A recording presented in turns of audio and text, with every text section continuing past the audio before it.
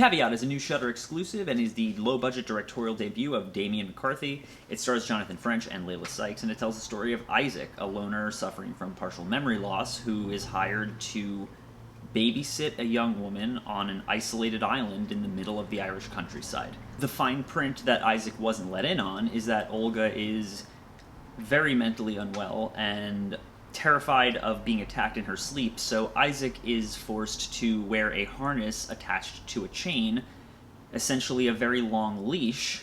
Oh, and when I said Olga is unwell, I mean she's quite violent.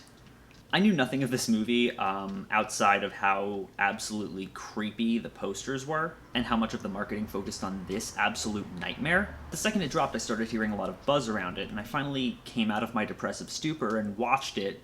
And, yeah, it's scary as hell. McCarthy crafts a claustrophobic nightmare of a film that I can only describe as unbearably tense, and does so with nothing but a truly unsettling premise, incredible sound design, stellar cinematography, and an incredible choice of location. All of that with about the same budget as the original Halloween.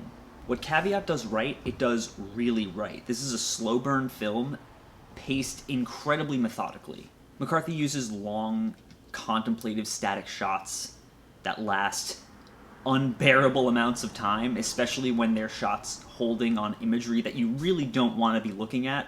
It'll force you to stare at the unsettling smile on a corpse's face for way too long, and you're sitting there waiting for the tension to break, and it never does. This is basically a movie that exists on the precipice of a jump scare that never comes. And it's led to by a premise that's simultaneously insane and incredibly human. And that human element creates a relatability that we can easily insert ourselves into.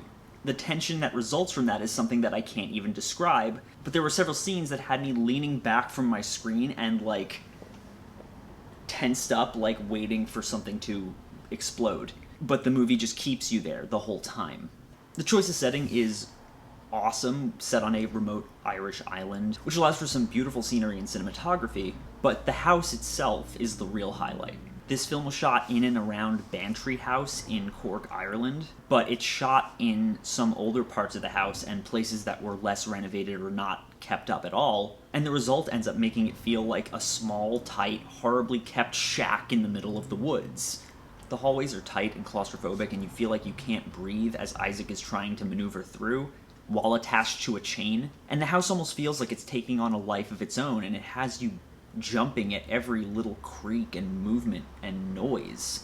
Without getting too much into it at risk of ruining anything about this ride, there is a supernatural element to this movie that, while terrifying every time it's given focus, is mostly kept on the back burner in favor of the main mystery and anxiety of Isaac's stay. The movie's far more concerned with focusing on the cat and mouse game between Olga and Isaac, and there's something fascinating about the dynamic. The problem is that newcomer Jonathan French, outside of those very human moments which he portrays really well, has moments where I question whether he has ever felt pain. And I don't mean that from the perspective of, oh, the character's brain damage, he's disconnected. No, I mean, he's being stabbed in the leg and having his fingers broken and, being shot with arrows, and he barely makes a sound. It's very odd, and it took me out of the movie every time it happened. Really, the issues I have are just nitpicks with the character. I mean, Olga has some kind of condition that we're told about, where she'll go into these catatonic states and just sit there like this.